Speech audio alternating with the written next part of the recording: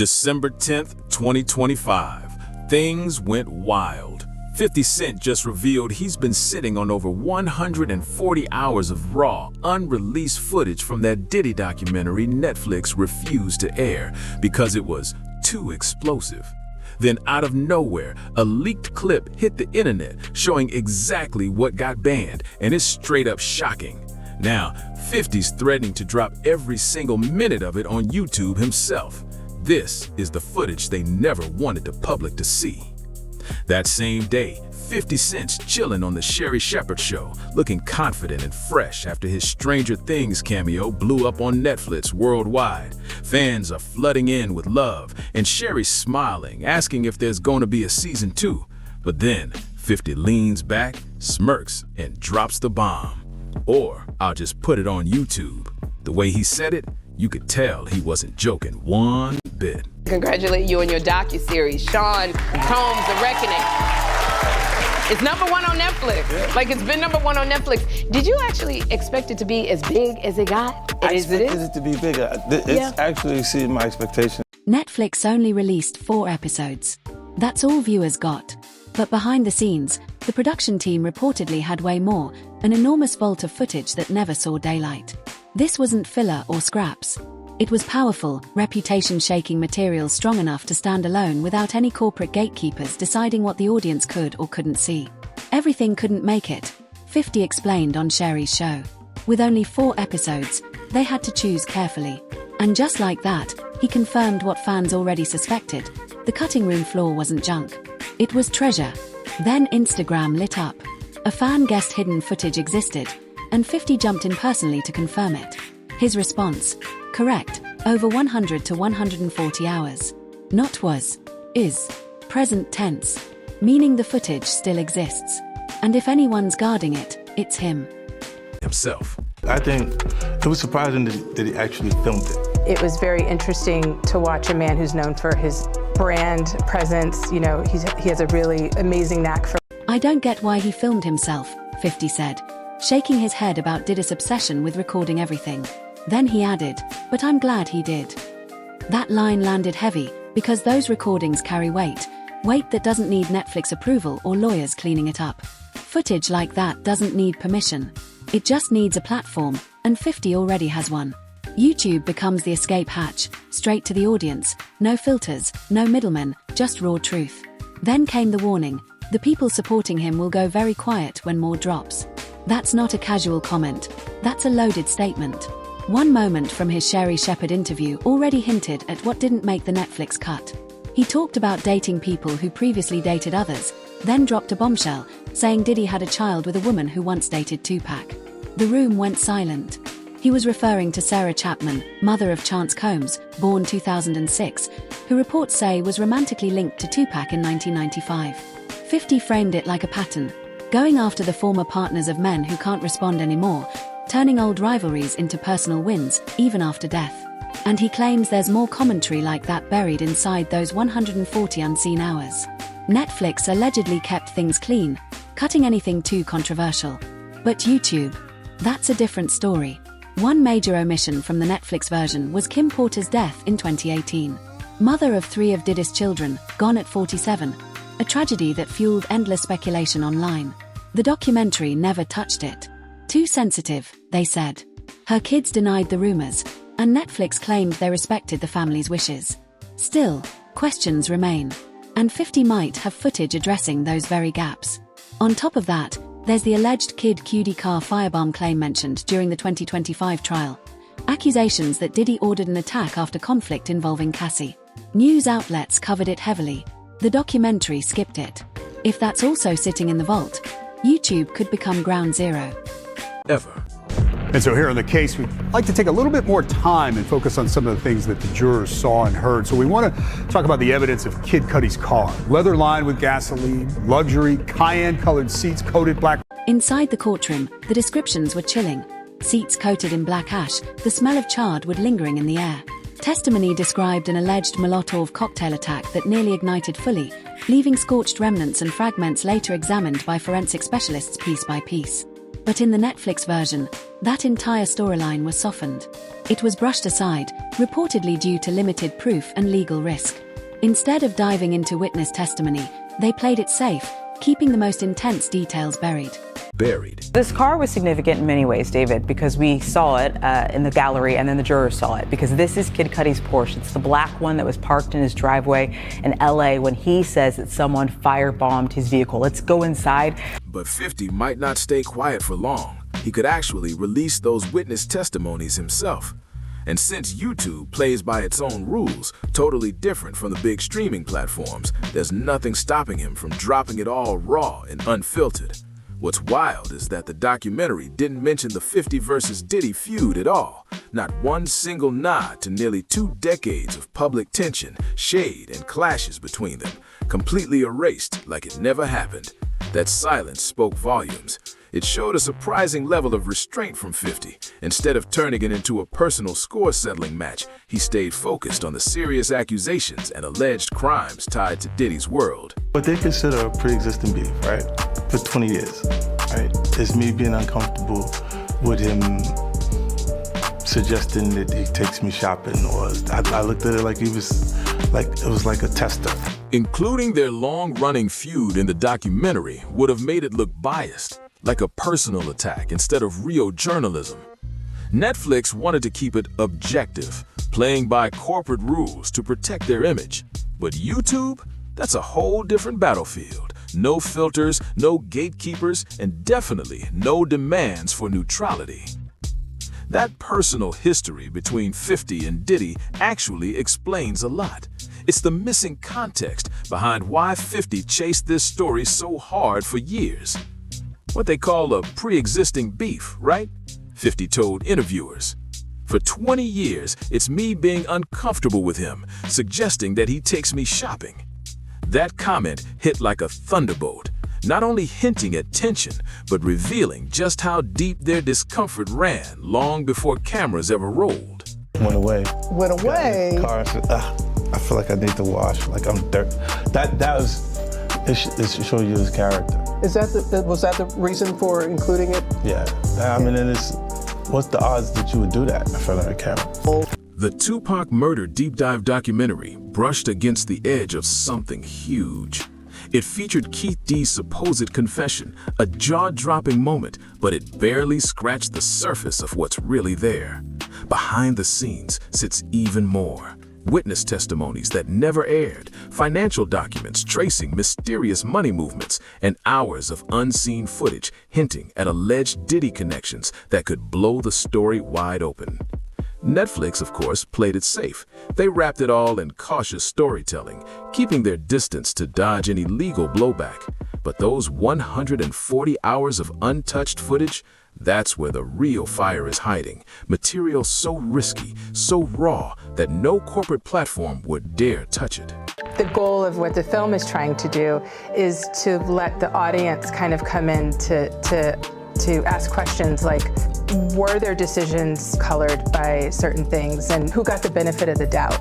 Netflix had strict time limits, forcing the editors to make tough calls, deciding what kept the story moving and what had to be chopped. But YouTube? None of those barriers exist there. 50 can take his time, dive deep into every single revelation, and let the footage speak for itself. No pacing rules, no episode length limits, no one telling him to cut it short. And one major part Netflix completely skipped? The white parties, those legendary all-white events Diddy hosted from 1998 to 2009, packed with megastars like Justin Bieber, Leonardo DiCaprio, and half of Hollywood's A-list. The scenes were wild, stilt walkers, pool swings, champagne everywhere, and cameras flashing non-stop. Diddy's reps always claimed nothing shady ever went down at those parties, that everything was just celebration.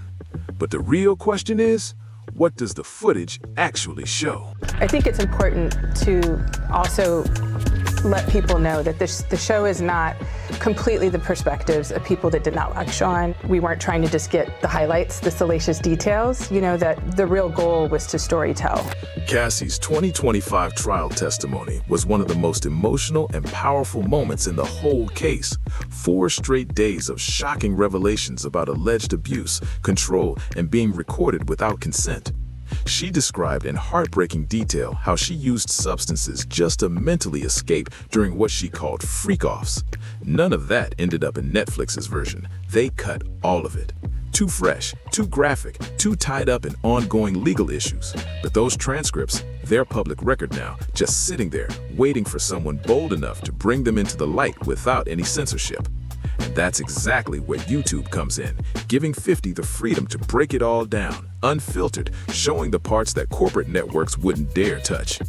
Cassie's testimony was a key piece in the prosecution's case that helped convict Diddy on the transportation-related charges. Yet Netflix only showed the calmest, safest fragments. Even the footage they did include came from Diddy's own videographer, Michael Ober-Lees, who later said that a third party leaked those clips while he was away. He spoke out afterwards, saying the way people handled the material showed a lack of integrity. As Ober put it clearly, every storyteller should uphold integrity. That statement hit deep, especially when the truth might still be locked inside those 140 hours.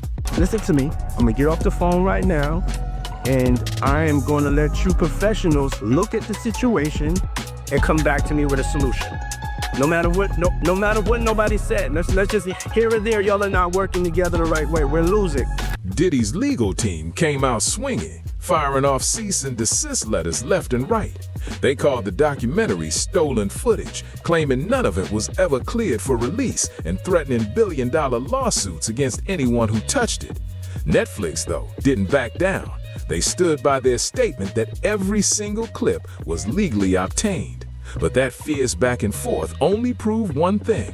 This material is beyond explosive, and what's been shown so far might just be the tip of something way bigger. Even the footage that did make it to Netflix already changed everything. Viewers saw Diddy caught in unguarded moments, like calling up someone known for handling shady PR moves to help him push propaganda, or that strange moment where he demanded hand sanitizer right after hugging fans in Harlem. Those behind-the-scenes glimpses tore down the polished image and showed a private side completely opposite of the public persona.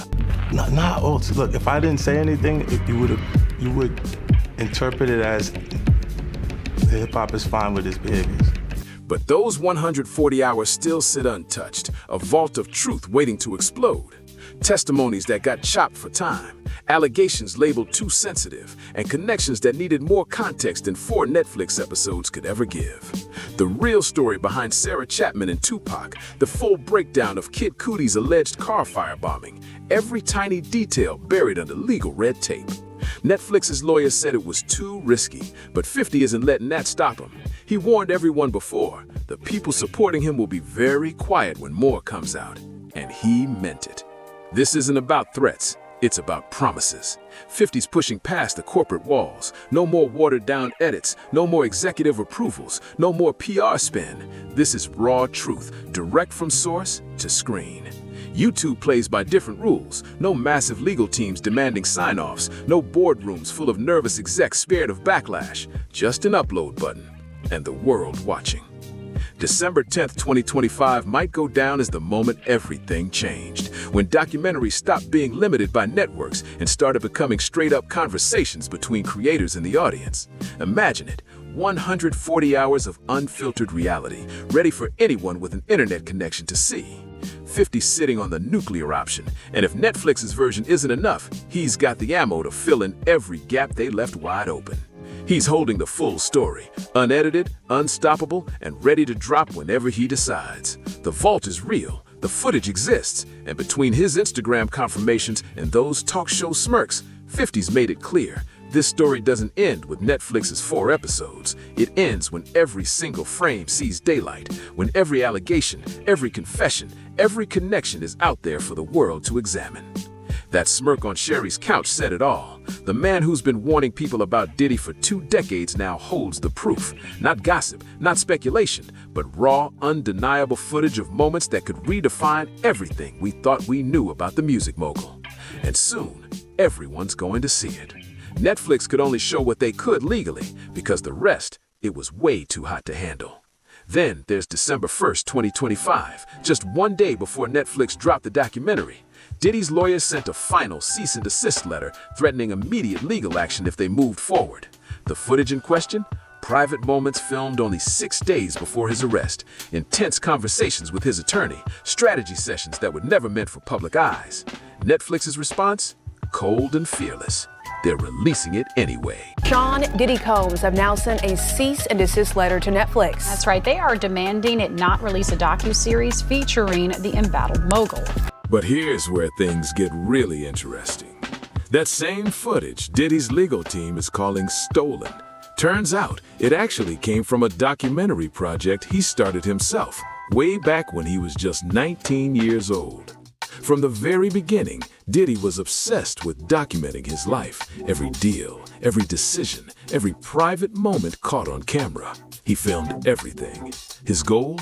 Total control over his own story. He wanted to be the one shaping how the world saw him, building a legacy on his own terms. But here's the twist. That grand vision never got finished. The years passed, the tapes piled up, and the project faded into the background. Now, those decades of self-recorded footage, the same moments he once guarded so carefully, are sitting in Netflix's hands. The exclusive video obtained by Netflix shows Combs debating with his lawyers about strategy. Diddy's spokesperson wasted no time going public. They issued a sharp statement saying, "We have confirmed that Netflix used footage never authorized for release, including private moments, pre-indictment material from an unfinished personal project, and even conversations tied to legal strategy that were never meant for public viewing." That declaration sent shockwaves through the industry, because if true, it means Netflix got their hands on footage Diddy considered completely off limits. So what are these so-called private moments his team is so protective over? Reports say the footage includes Diddy alone in hotel rooms, having raw, unfiltered phone calls with his kids, breaking down in moments of real fear and panic. There are even clips of him battling visible anxiety, moments he spent decades hiding from the public eye. It's the side of Diddy no one's ever been allowed to see, the man behind the mogul, stripped of control and image. And one scene in particular reportedly hits hard, showing him inside a car right after meeting fans. Oh, fuck that. Oh, Lord, your way. I'm away. Lord, your way. Be with it. I'll accept it. I need some hands at the top. Hold on, I got. I need some hands. Stay at the top. Hold, look, I got it. You can hear Diddy saying in the footage, his voice tense, his movements shaky. That clip was filmed on September 10th, 2024, just 6 days before federal agents stormed in and arrested him in Manhattan. By that point, the investigation was already in motion, and Diddy wasn't clueless. He knew the charges were closing in. So what did he do?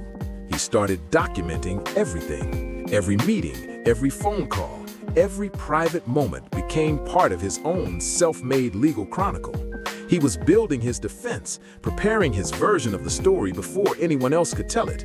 But the most intense part? The phone calls with his attorney, Mark Agnifilo, where they allegedly discussed how to shape public opinion and twist the media narrative. Those private strategy talks hit completely differently once you realize he was filming even those. I want to have a life to be able to live. You know, it's really going to be hard for me to take more hits than I take it. God forbid, get in front of a jury and have a chance. Attorney-client privilege. That's the tricky line Diddy's team keeps tiptoeing around without ever flat-out claiming it. They're trying to protect what's in those tapes, but the legal situation isn't that simple. Because here's the catch. If someone else was behind the camera and that person technically owns the footage, then that sacred privilege starts to fall apart. It's a messy gray area where private conversations might not stay private at all, And that's exactly why Diddy's lawyers are treading so carefully. One wrong move, and those supposedly confidential strategy talks could end up playing out in front of the entire world. I've listened. I've been a superb client, as you said. I jumped on the plane. I'm coming to New York, but I'm just running around waiting for a shoe to drop. Diddy's legal team insists this was never meant for public eyes. They claim the footage came from an unfinished project he'd been working on since he was just 19 years old.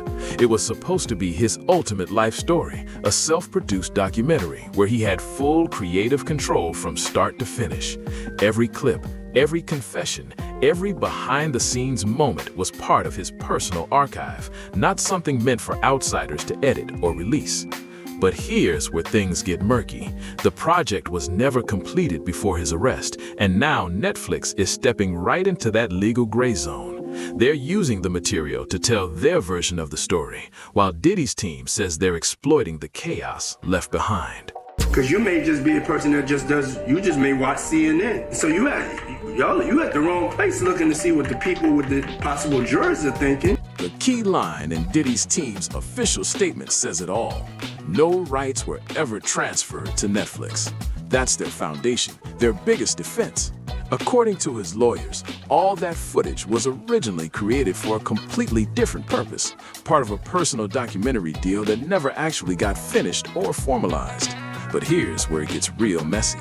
The freelancer who filmed parts of that project reportedly held on to the raw tapes. And if Diddy never paid him in full, that could flip the whole ownership situation on its head. Because whoever physically owns the footage might legally control it, not the person who's in it. That small, unpaid invoice could end up being the technical loophole that let Netflix get their hands on everything. And since you didn't watch it, Ebro, there's one piece. I watched some of it. Where, there's very intimate footage of Diddy with his lawyers.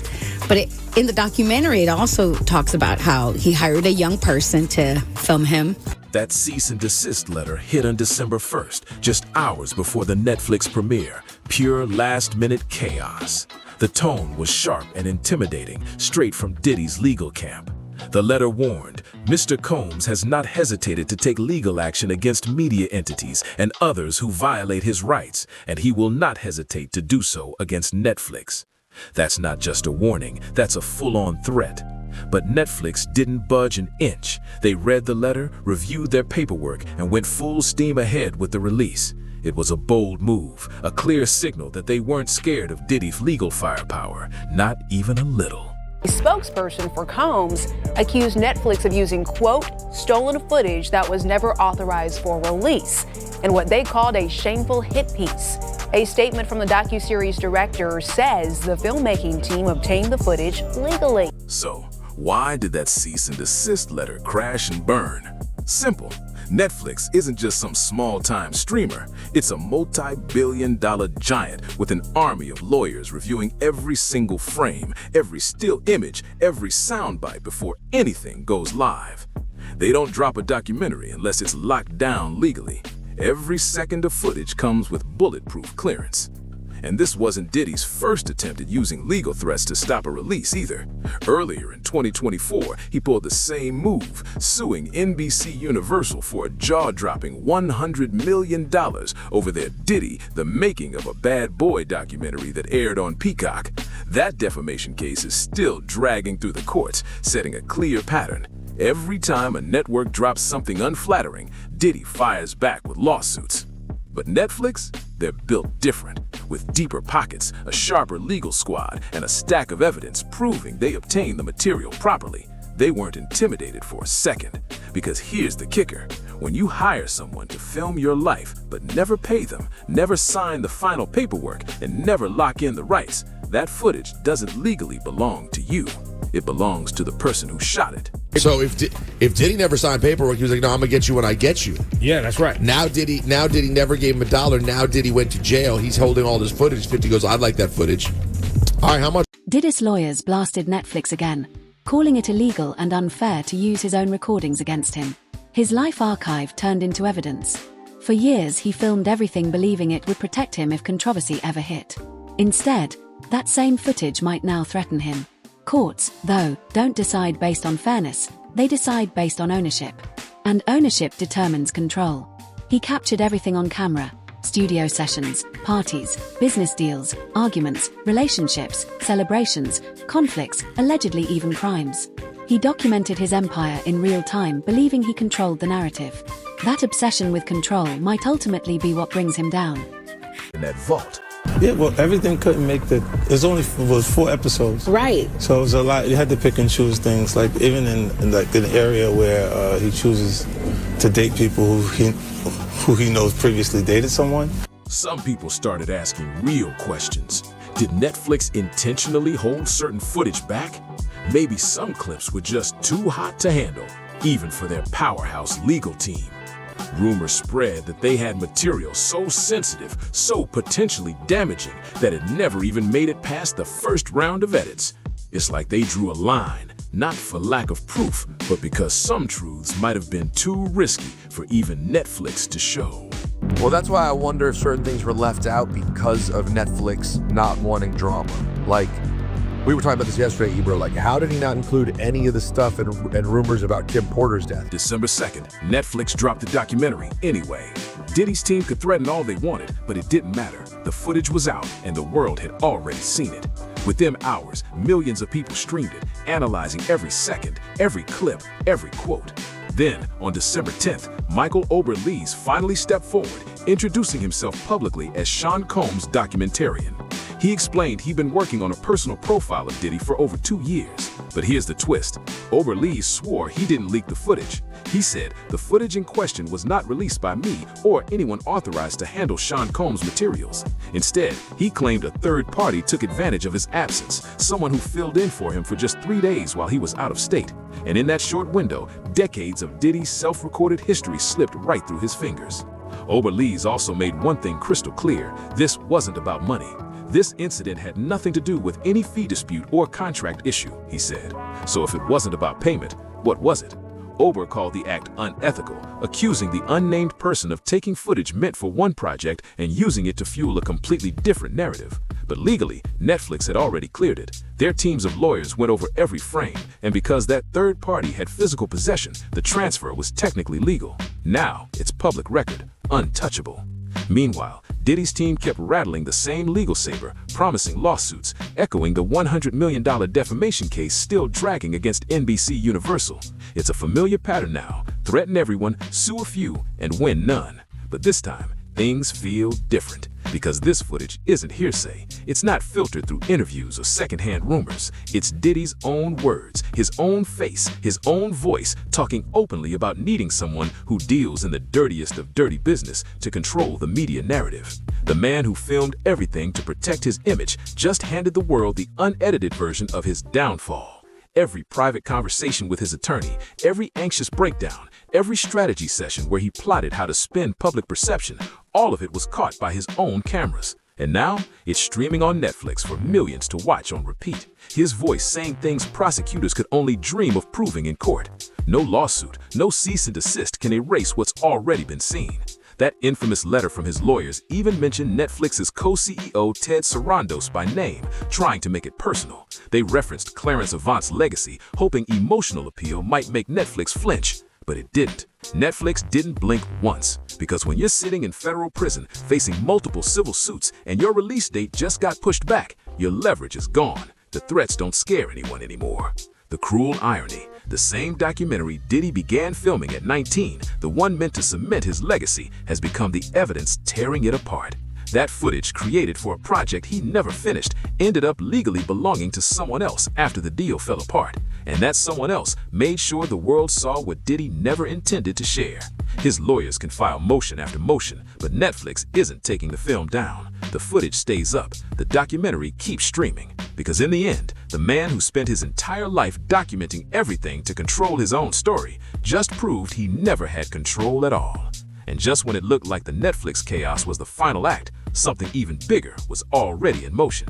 December 12th, 2025. 50 Cent's Netflix documentary went global, smashing records with 40 million views in just 2 weeks. But that wasn't the real shocker. What no one saw coming was that 50 still had 140 hours of unused footage sitting in his personal vault, and he wasn't bringing it back to Netflix. No boardrooms, no corporate red tape, no censorship, just raw footage direct from 50 to the people. This isn't round 2. This is the nuclear option. The Netflix doc was just a preview. 4 episodes carefully vetted by corporate lawyers, every second reviewed, every graphic detail cut to fit broadcast standards. They trimmed it down, timed it tight, and left the most explosive material on the editing room floor. But 50's next move, it's unfiltered, unedited, and completely outside the control of any network. He's about to unleash the rest, every confession, every unseen clip, every detail that didn't make the Netflix cut. If the first drop shook the industry, the next one's about to blow it wide open. I think it was surprising that he actually filmed it. It was very interesting to watch a man who's known for his brand presence. You know, he has a really amazing knack for marketing and all of that, and how he was sort of taking that into account in how he was coming off to the public. But YouTube, that's a whole different battlefield. There's no network breathing down your neck, no corporate notes telling you what you can and can't say, no cautious lawyers trimming out the bold parts. It's just 50 Cent, the receipts, the raw testimony, and whatever he decides the world needs to see, uncensored and direct. The kind of chaos that creates, totally unprecedented. Netflix has to play by the rules, strict guidelines, brand reputation, shareholders, and broadcast standards they can't afford to break. But YouTube, it's the Wild West. No corporate filter, no approval board, no delicate dance around controversy. It's a free-for-all where content lives or dies based on how real it feels. First, there's the access factor. Netflix makes you pay for a subscription, a built-in gate that keeps millions of curious eyes from seeing what's behind that paywall. But YouTube, it's open to everyone. Anyone, anywhere in the world can click and watch instantly. No sign-ups, no fees, no limits. Then comes shareability. Netflix keeps its content locked inside its own platform. You can't download clips, you can't remix them, and you can't share scenes freely. But once something hits YouTube, it spreads like wildfire. Short clips, remixes, reactions, the internet eats it up. People repost it on X, TikTok, Reddit, Instagram, you name it.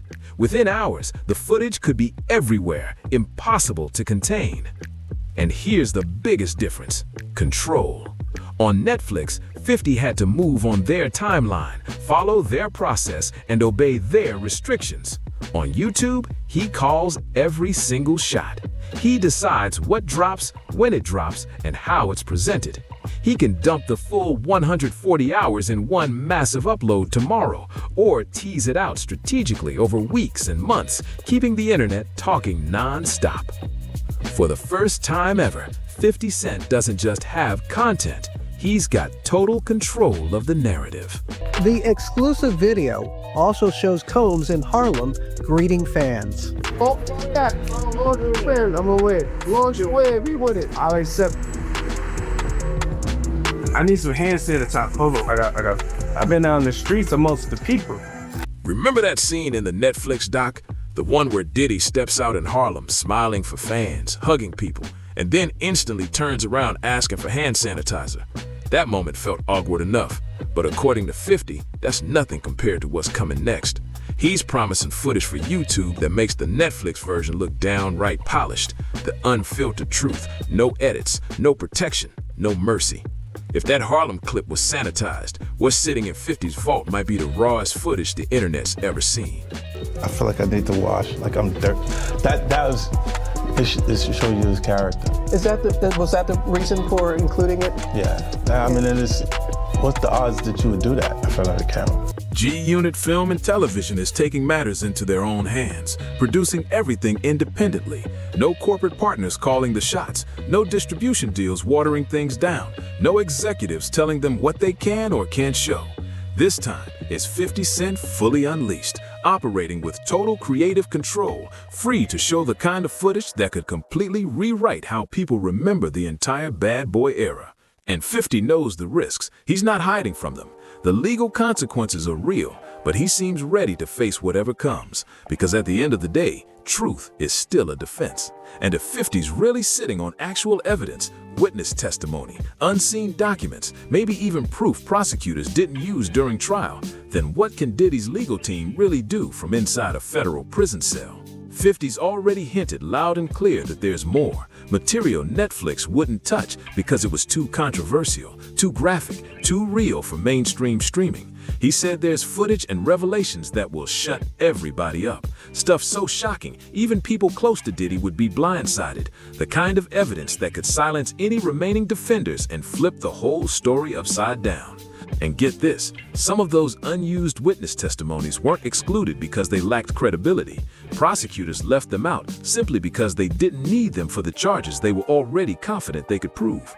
That means there's credible, verified material out there, too hot for court, too graphic for Netflix, and 50 Cent might be the one about to set it all free. What they consider a pre-existing beef, right, for 20 years, right, is me being uncomfortable with him suggesting that he takes me shopping, or I looked at it like it was like a tester. For years, people brushed it all off as nothing more than rap beef. Two legends with massive egos taking shots at each other in public. But 50's always been clear. This isn't about petty grudges or industry drama anymore. He's said it from day one. This is about accountability. The Netflix documentary only scratched the surface, touching briefly on Keith D's shocking confession, bringing up Eric Von Zip's name, and hinting at a money trail allegedly leading straight back to Diddy. But it stopped right there, leaving more questions than answers. And if 50's vault holds the full version of those connections, the world might finally see just how deep this really goes. Yeah, I can see how Pac felt like they had something to do with the setup, man. But speaking of Puffy, right, how do you feel about the rumor that Puffy, he gave a guy named Eric Von Zip a check for $1 million to give to Keith D to kill Tupac? The Netflix documentary barely skimmed the surface. It didn't come close to showing the full extent of Eric Von Zip's involvement. Behind the scenes, there are full financial records, witness testimonies, and statements from people who literally saw the checks and heard the private conversations themselves. These weren't rumors. These were insiders who knew exactly what was going down, who paid who, and how deep those connections really ran. Netflix left that part out, but 50's footage might finally expose every hidden detail the cameras were too scared to show. I mean, it's all f***ed up. It was a setup. It was a plot to murder my brother. I feel f***ed up about it. I don't know that nigga, but I ain't got no love for none of them. Straight up. The emotion in this story is raw. The pain runs decades deep. And now, reports say 50's holding on to hours of extra testimony that dig even deeper into what really happened on September 7th, 1996, the night that changed everything. These aren't recycled clips or second-hand accounts. This is fresh, first-hand detail from people who were there, people who saw the chaos unfold up close. What 50's sitting on could finally piece together parts of that night that have haunted hip-hop for nearly 30 years. Psych was a crip. Psych was an IVC Inglewood Village crip. And he hung around. Psych would be around other crips. So that's how, Those street connections go way deeper than what Netflix dared to show. The ties between the Crips, the Bloods, Bad Boy, and Death Row is all allegedly laid out in those unseen hours of footage 50's still holding. The stuff that didn't make the final cut might expose how tangled those alliances and betrayals really were. And let's not forget, Suge Knight knows exactly what went down that night in Vegas. He was right there, sitting in the car when the shots rang out. He survived. Tupac didn't. That detail alone makes whatever's in 50's vault even more explosive. Because if Suge's truth lines up with that hidden footage, the entire story could finally unravel. Puff and Suge had a conversation behind the House of Blues about was we all right, and Tupac was alive. That secret conversation behind the House of Blues while Tupac was still alive, that's the moment everyone keeps whispering about. If the so-called war between East and West was really that serious, then why were the CEOs meeting in private and talking calmly? What was really said that night? What was promised? And what went wrong afterward? Suge Knight's version of that encounter could completely flip how we've understood the entire East Coast versus West Coast narrative for decades. And according to insiders, 50's allegedly sitting on never-before-seen prison interview footage with Suge himself, footage that didn't make the Netflix cut. It's raw, it's unfiltered, and from what people are saying, it's absolutely devastating. If 50 drops that, it could shake hip-hop history to its core. Well, it wasn't no East Coast war, bruh. It wasn't no East Coast war. And I don't believe that Mark Curry know this for a fact. Kirk Burroughs knew something was wrong. He kept saying Biggie wasn't supposed to leave New York. Big ain't going nowhere, he told people on Thursday. But by Saturday, Biggie was gone, shot dead in Los Angeles. That chilling turn of events still haunts everyone who was there.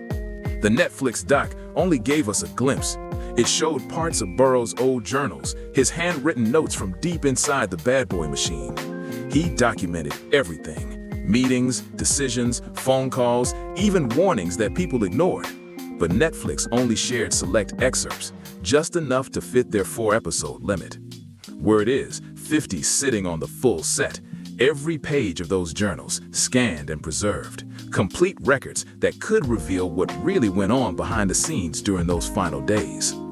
And then there's Wolf Jones, part of Bad Boy Security from day one of Diddy's earliest financial backers. He flat out refused to fly to LA without proper protection. Even back then, he sensed danger coming, and what happened next proved him right. Wolf had already told, Anthony Wolf Jones had already told them, if you're not taking two tour buses of my niggas from the Valley, that's Co-op City in the Bronx, the Valley in the Bronx, if you're not taking these 2 tour buses of my niggas out there, I'm not going. When security starts warning that they need protection just to do their job, and that request gets ignored or flat out denied, you already know what's coming next. There are always consequences. In that world, ignoring a security team's call for backup isn't just risky, it's deadly. And the fallout from that decision didn't just cost money or reputation, it cost lives. Wolf ended up losing his life behind Puff and his bullshit. And people they didn't even put that in the documentary. That accusation that Wolf was murdered because of Diddy's own decisions is a heavy one. And if 50's really sitting on the full story, it could blow everything wide open. Word is, he's got complete testimony from people who were actually there, witnesses who lived it and can back up every detail. If that footage ever drops, it won't just be controversial, it'll be explosive. And that's not even the end of it. There's another layer. The personal abuse allegations that go way beyond industry misconduct. These claims dive into darker, more disturbing territory, the kind of stuff even Netflix wouldn't touch. If 50's holding receipts on that too, the fallout could change the whole conversation forever. I am just in trauma-based mode right now. I wake up ready to solve all the problems of the day, and I go to sleep and I wake up and do it again. Aubrey Day's interview hit hard. You could feel the pain in every word. Even after all these years, she's still trying to process it, still piecing together how it all happened and what it did to her mentally. The emotional weight was written all over her face, the confusion, the exhaustion, the scars that never really healed. It's clear the psychological toll didn't end when the headlines did. She's still living with the aftermath every single day. Yeah, they have incredible numbers. I first want to say the producer, director Alex Stapleton, she is one of the most incredible women I have ever worked for. I think maybe as a woman you'll understand this statement. In the documentary, Aubrey read from an affidavit that sent chills through the audience. It described a witness seeing her unconscious while things were happening that she couldn't recall. She admitted she doesn't remember it herself, and maybe she doesn't even want to. The pain in her voice said it all. But what makes it even more haunting is that the testimony isn't vague. It's detailed, documented, and consistent across multiple accounts. The evidence is there, and it's heartbreaking. Do you believe Sean Combs sexually assaulted you? This is how I've started to process this piece. That hesitation in her voice, that struggle to even face what might have happened, says more than any headline ever could. It's not just about scandal or public drama. It's about deep, lasting trauma that cuts far beneath the surface. You can hear the fear, the uncertainty, the pain of someone still trying to make sense of memories that may never come back fully. It's raw, human, and almost too real to watch. Before I answer that question, I want to tell you, I forgive myself. That was the hard one. Because when you don't grow up getting approval or you're not loved properly in your childhood, you're ripe for the picking, especially if you've had hard parents. That moment when Aubrey spoke about finally forgiving herself, it was powerful. She said it took years to even start processing the trauma, much of which she didn't realize was buried so deep until she faced it head on. The Netflix doc showed her bravely reading that affidavit, recounting the alleged assault that changed everything. But word is, that was only part of the story. There's reportedly more, additional testimony, other witnesses, and documents that outline what allegedly went down at those infamous parties. The kind of material that paints a fuller, darker picture of events Netflix could only hint at. And if 50's really holding that evidence, it could expose the side of that world that's been hidden for way too long. I don't think that matters to the bigger picture. I think that he needs to do the work to forgive himself. If 50 really got more testimony from other women who went through similar situations or witnessed the same kinds of assaults, then his YouTube release could spark something huge. We're talking about a wave of survivors stepping forward, stories that were buried for years suddenly seeing daylight. This isn't just entertainment anymore, it's history rewriting itself in real time. And here's what makes YouTube so different from anything that came before: permanence. Netflix shows come and go. Content gets pulled, licenses expire, and episodes disappear. But once something hits YouTube and goes viral, it's forever. Clips get ripped, reposted, remixed, turned into TikToks, embedded in articles, shared on every platform imaginable. You can't delete that kind of impact. The Netflix doc reached over 40 million viewers in just 2 weeks, but a viral YouTube drop? That's next level. We're talking hundreds of millions of views, broken down frame by frame, dissected by fans, podcasters, and journalists. It becomes permanent, part of the internet's DNA, and that's where the real power lies. For Diddy, that permanence is psychological warfare. Sitting in federal prison, serving his time, he knows that somewhere out there, 50's sitting on footage that could reopen investigations, spark brand new lawsuits, and bury what's left of his legacy. He's locked up in New Jersey right now, with a release date of May 2028, meaning 2.5 years of constant anxiety, wondering every single day, is today the day 50 drops it?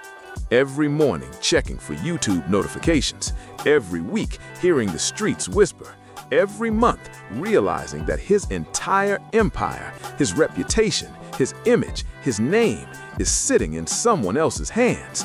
And the worst part, there's nothing he can do about it. No legal loophole